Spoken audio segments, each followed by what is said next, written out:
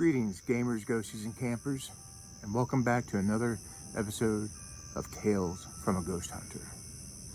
I have two stories for you tonight, and no, they're not from the bulk house. I have two different locations for you tonight.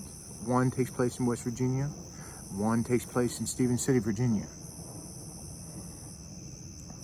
Now, the one in West Virginia, my friend James, who I know you've heard me mention him a lot in the past two episodes. Well, he was a main member of my ghost hunting group back in the day, and he was the one who would always find these locations for us to go to.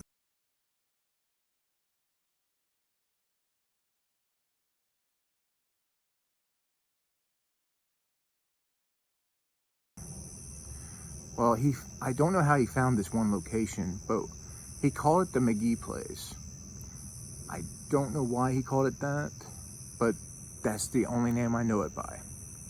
Now, it was relatively close to the bulk house.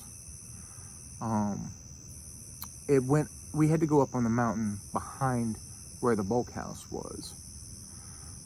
We went past a church, went down a gravel road, and then there was an entrance to these woods. And that's where we had to park our vehicles. And it was probably maybe half a mile, 3/4 of a mile hike back through the woods on this gravel road. And it passed two unused cornfields. I call them cornfields, but I'm not really sure if they grew corn there or not. They were just big fields, and they were on a decline of a hill. And a single tree line separated the two fields. It was probably maybe 1 or 2 trees wide, and trees probably about that big around. So you could see through the tree line rather easily. This was also a full moon night, so it was kind of bright out. And once we got there, in the second field, down the hill, right in front of where the woods were, because after a while, the fields did go back into just wooded area. But at the bottom of the second field was this old abandoned house. Now, it was still in relatively good shape. There was no structural damage. It looked pretty decent. It had no front door, and there was no glass in the windows. It was just window frames at this point. There was no furniture or trash or anything. It was completely cleaned out. So, and I don't know the history of the house, unfortunately. But the whole time we were walking there, my sensitivity didn't go off. And so I didn't think there was anything unusual. I'm not a stranger to the woods during the day or at night, so that doesn't put me on edge or anything. Even though we could have been out there with a bear or other kinds of animals, still didn't bother me. Well, we get in there. That night, it was only 4 of us. There was me, James, my friend Trish, and my friend Jesse. So it was just 4 of us. We went inside, kind of looked around a little bit.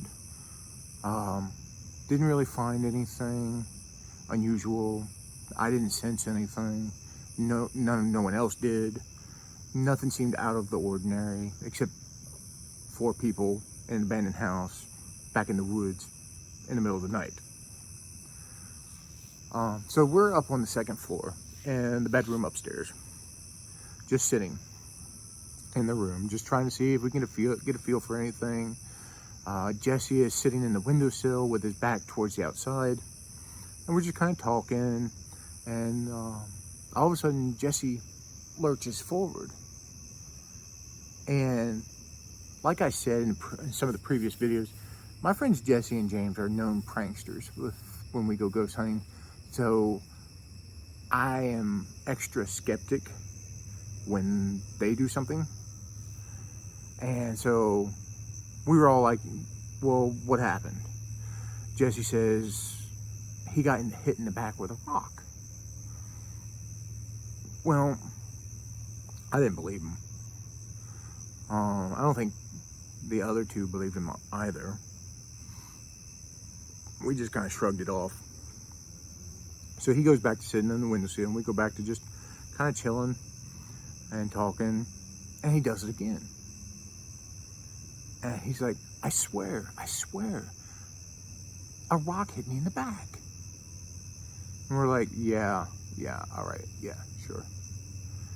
And so we go back to what we were doing, except this time, Jesse doesn't sit in the windowsill.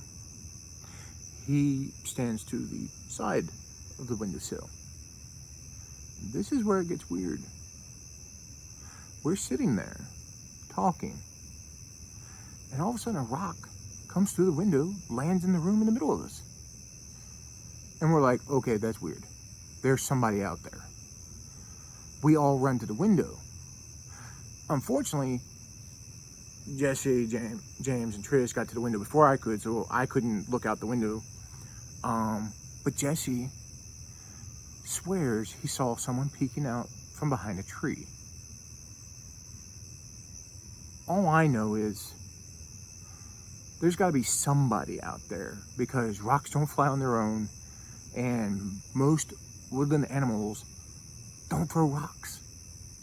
The only animal in those woods that night that would throw a rock is one of us, a person.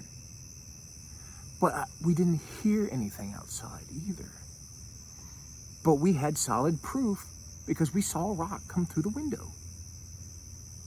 So that's when we got a little on edge, because at that point we figured we're not alone out there. So we're looking out the windows, we're listening. We don't see anything, we don't hear anything. And again, my sensitivity's not going off. So I'm thinking, this isn't paranormal.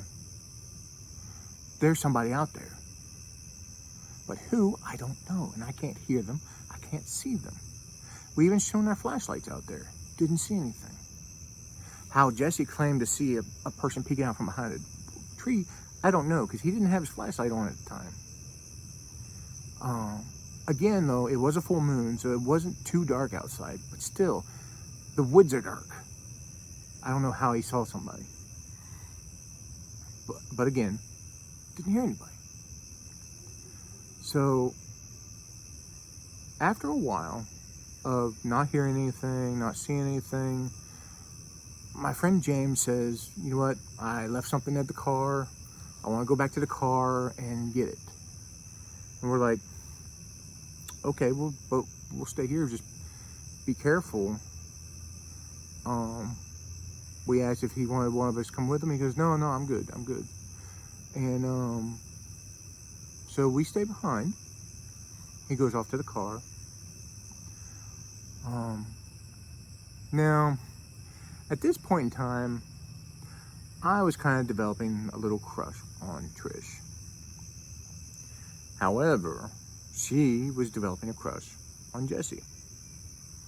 And they got to flirting. I was getting a little aggravated because, well, I mean, I had a crush on her and she was flirting with him. So I was getting a little aggravated. So I just went to one of the windows and just looking around. However, I heard somebody walking around out on the front porch. And I thought it was James coming back from the car. So I look out from the top window. I don't see anybody. I go to the stairwell and look down the stairs, because if you look down the stairs, they end like right at the front door. So if James was coming back, there would be no reason for him to go through the rest of the house. He would just come upstairs, rejoin us. But I look down the stairs, I don't see him. And like I said, there was no door, so you could see a bit of the front porch. I don't see anybody on the front porch. And at this time also, I don't hear anybody on the porch anymore. And So James isn't there. I heard someone on the front porch walking around. Because it was a wooden porch, you could hear somebody walking around there on there quite easily. And I thought that was odd. Well, the whole time I could still hear Jesse and Trish flirting back and forth in the room above me. And I was like, you know what? I'm tired of this. James hasn't come back. I went up and told him, look, I'm going to go see what's taking James so long. Y'all can stay here. I don't care. And so I go off to go back to the cars. Well, I'm going up the hill, and I hear something following me in that tree line next to me. And when I stop, it stopped. I thought it's James moving along the tree line to try and freak me out. But like I said, you can see through the tree line. Because it's only like a few trees about that big around. It's only like 2 or 3 trees wide. And you can see right through it. Well, I could hear someone or something moving in the tree line, but I couldn't see it. Now, it sounded like it was a large animal or a person. It didn't sound like it was a small animal. But I couldn't see anything. But I'm still kind of aggravated, so I'm not feeling any fear or anything, so I just kind of shrug it off. I finally get up to the top of the hill, to the road, and I start making my way back to the cars. Well, what I didn't realize on the way in was the road that we took actually splits at one point and goes around and then reconnects. Well, on my way back, I ended up taking the other way, not knowing it. And I came onto another field that I didn't know was there. I thought that was very strange because I hadn't seen it on the way in. Well, I'm standing there, I look out, and like I said, these fields were on a decline. We were at the top of a hill, and it went down. And then from where we were on the road, you could see the top of the woods as it went off into the horizon. Well, in the middle of the woods, back a ways, I saw a funnel of light going up out of the woods. I thought that was the strangest thing. And I stood there, I stared at it, trying to figure out what it was. Because this funnel of light looked like it was big enough to be a house. And I don't mean like some lights on a house. I mean, the funnel of light was about as wide as a house. This was huge. And it was going up out of the woods, out of the treetops. I'm like, I couldn't figure out what I was looking at. I also listened for maybe some dogs or something in case it was a residence. Didn't hear anything. I must have stood there for like 15 minutes trying to figure out what that light was. And I couldn't come up with anything. Because if I looked hard enough, I could still see some treetops in the funnel of light, meaning it's coming up out of the woods. And one thought that occurred to me is when man makes light to see by at night, he doesn't point it up into the sky. It points down. But like I said, I must have spent about 15 minutes trying to figure out what that light was. And I couldn't come up with anything. So I just kind of shrugged my shoulders and went on. Eventually I went back into the woods in the direction of the cars. Now the flashlight it had brand new batteries. But at one point, the light started fading as if it was losing battery power, which it shouldn't have. Like I said, it had new batteries, and it was starting to get that dull orange little circle of light on the ground kind of deal.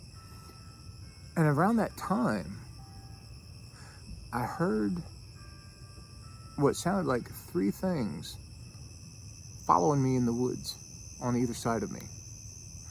It sounded like there was 1 on my right and 2 on my left. Now, a lot of you all know that you can tell by the sound of something, 1, how big it is, and 2, how many legs it's walking on.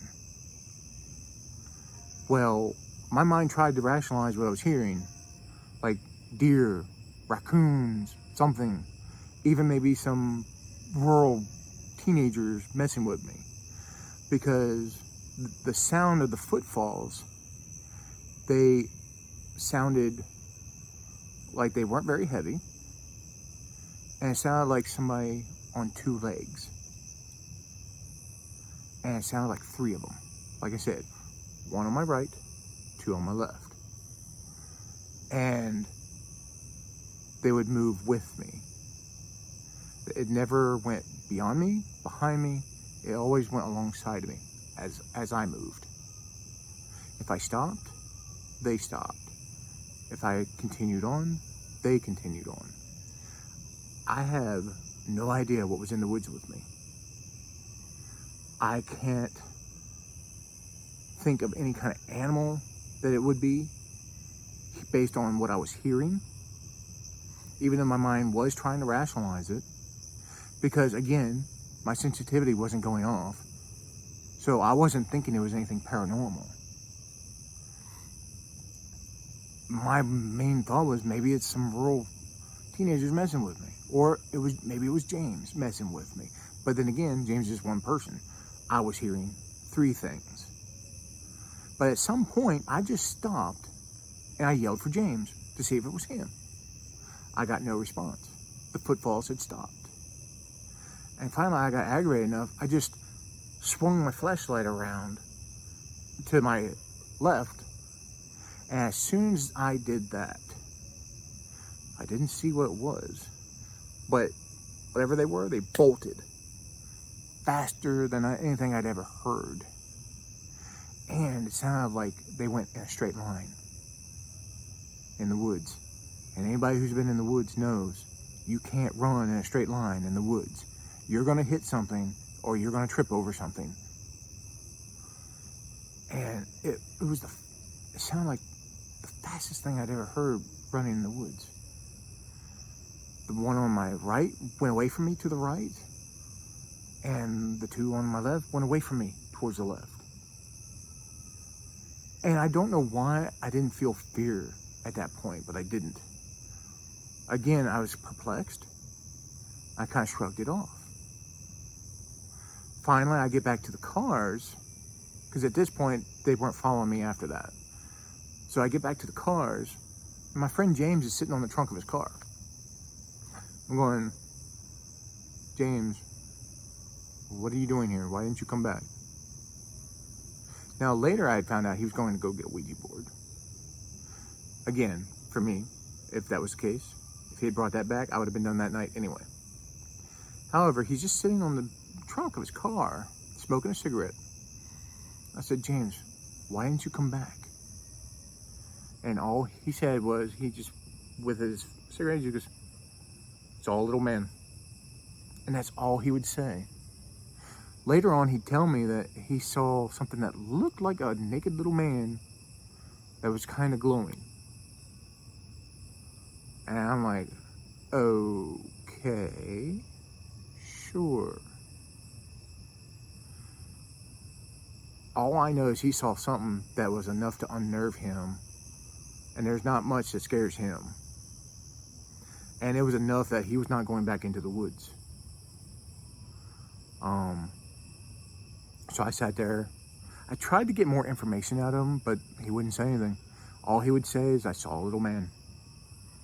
And he just had this look in his eye, like he was terrified. And eventually James and Trish come back to the cars, because we didn't go back to the house. And they didn't even ask why we didn't come back or anything. I asked them, like, did anything did you experience anything weird in the woods coming back? They said, no, they didn't experience anything unusual. It was just me and James that did. Well, what was funny was, on the drive home, that's when the fear hit me. And I don't know why it took so long, but on the way home, that's when I realized, like, I was out in the woods, in the dark, and things were following me. I didn't know what they were, and I couldn't see them, but they were there with me.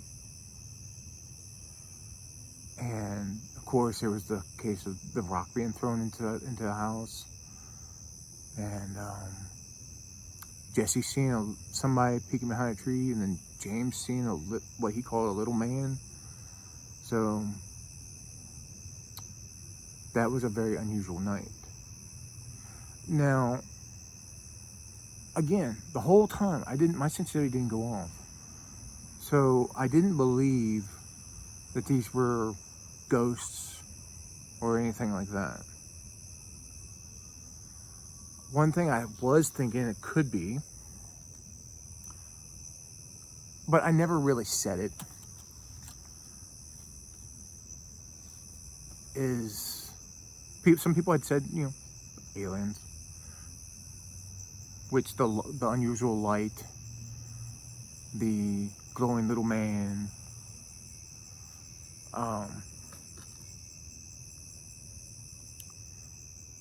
things like that.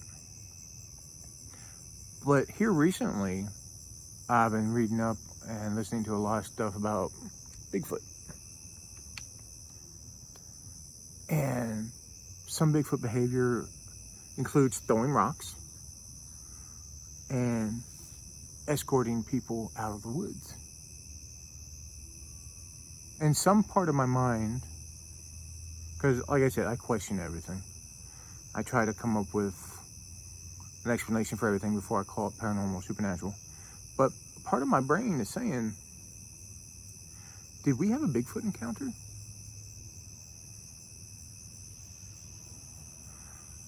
Let me know what you think, or what kind of theories you're entertaining with this story down in the comments. I'd love to hear it.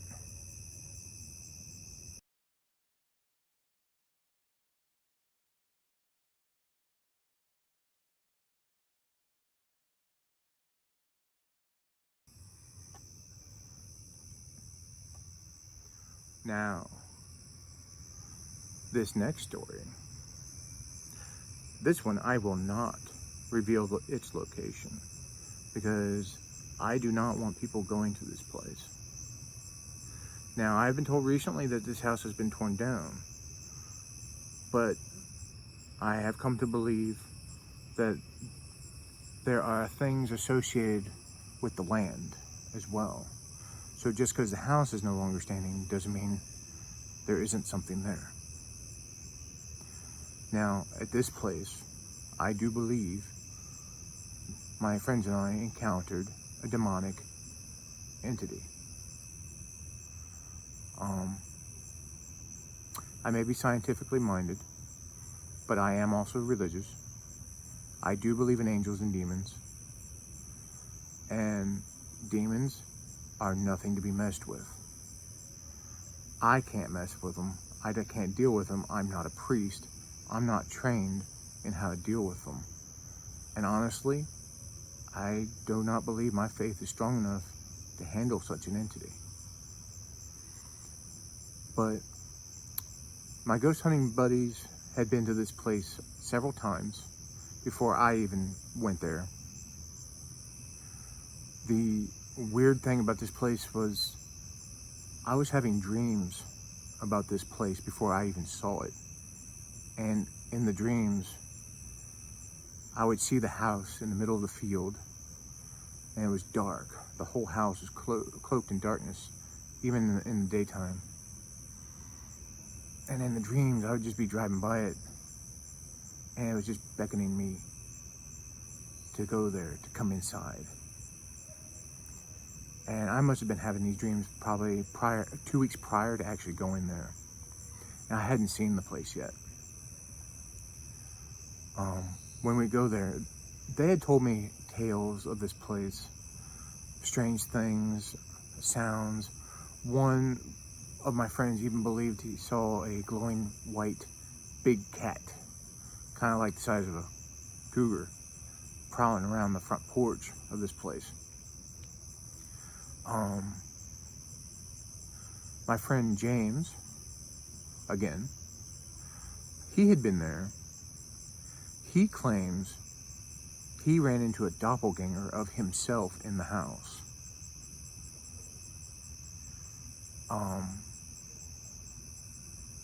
Well, when I got there, even it sat in the middle of an open field. But even on a full moon night, when it's bright out, this house was cloaked in shadows when there really shouldn't have been.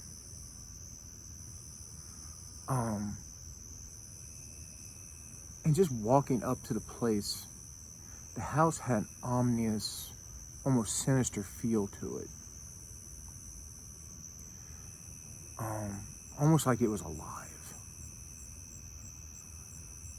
And I decided I wasn't going in the house because I was a much bigger guy back then than I am now.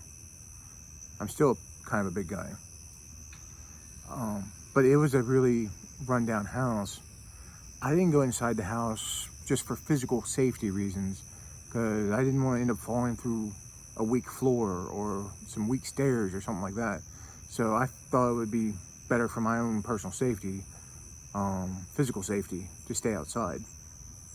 So a friend of mine named Chris, he was with me. My friend James was there. My friend Jeff was there. And I believe my friend Trish was there. And my friend Chris stayed outside the house with me. He was getting bad vibes as well as I was. Well, we just kind of stood there, and another thing we noticed, which was odd, it's like there would be white flashes, not in the sky, but our whole vision, our whole field of vision, everything we could see would just flash white for like half a second. And this happened periodically. We don't know what that was. We don't know if it was an atmospheric thing, a paranormal thing, or what. I will say, though, that during my whole time there, my sensitivity was going haywire. It was just like screaming at me. I felt in danger. And so, but I didn't want to go without my friends because they were still in the house. Well, I'm standing there, I'm just kind of listening. And the house stands sideways to the road. The front yard facing the woods, and the back of the house facing towards the entrance to the driveway. Well, in the yard behind the house, out the corner of my eye, I kept seeing what looked like short shadow people running around. Like one or two of them just kind of running around. Solid and 3D. But only probably about, 3 feet tall. But I couldn't hear anything. And it was just out the corner of my eye, so I couldn't be sure, but that's exactly what it seemed like it was. So we're standing there, and right in front of me, on the wooden porch, I hear footsteps coming towards me. There's no one there. I don't see anybody, but I'm hearing the footsteps. The footsteps comes off the porch onto the ground, and when it does that, I look down, and next to me, I'm seeing footprints form in the grass as something I can't see is walking by me. I can hear it. I can see the impressions in the ground it's making, but there's nothing there. And I hear it walking on the gravel road, because there was also a barn a little ways down past the house, and it went down on a slight decline. And I hear it walking on there, and then I hear a bang in the barn. My friend Jeff is out by now. My friend Chris is there. I look at both of them, I said, whatever it is, it's in the barn now. And then my friend James, like maybe a minute or two after me having said that, comes walking out to the porch, points towards the barn, and says, it's in the barn. And we, all three of us, look at it like, yeah, we know. So they decide to go down to the barn. So we were going to go to, we weren't going to stay at the house by ourselves.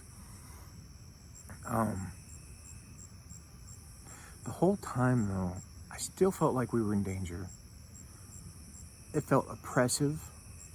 It felt sinister. And me, James, well, not James, me and Jeff, my friend Chris, we don't go into the barn. Jesse and James, I'm sorry, Jesse wasn't there. It was James and Trish. Well, James and Trish, they go into the barn. The door's on the other side of the barn where we can't see it. They go there to go into the barn. Well, me, Jeff, and Chris are standing outside, and I just get an image in my head of a bloody pentagram with candles lit around it. Those aren't normal thoughts for me. I don't know if it was power of suggestion. I don't know if it was the experiences I was having that may have influenced a thought like that. I don't know why I thought that, but I shared the image that I saw. And my friend Jeff just all of a sudden points at the barn and says, they're effing with something in there they shouldn't be. And several minutes after he said that, James and Trish come back out, and they had some book with them that they had taken from the barn. And what else was peculiar was, while they were in the barn, me and Jeff and Chris were outside just waiting, we kept hearing the screen door opening and shutting. We're like, that's odd because there's no wind. And it would have to be them opening and shutting the screen door. Well, when they come back, we asked them, like, well, why did you keep opening and shutting the screen door back there? They looked at us kind of perplexed, and they said, there's no door back there. So they didn't hear it, but we did. I thought that was odd. And it's just, I never actually saw anything, but I could feel it all around us. I had gone back there a couple times. It felt like something was calling me. It felt like it wanted me to bring new people to it, which is another reason why I decided to not go back, why I decided not to tell anybody where this place was. Because I just felt like it was feeding off of it.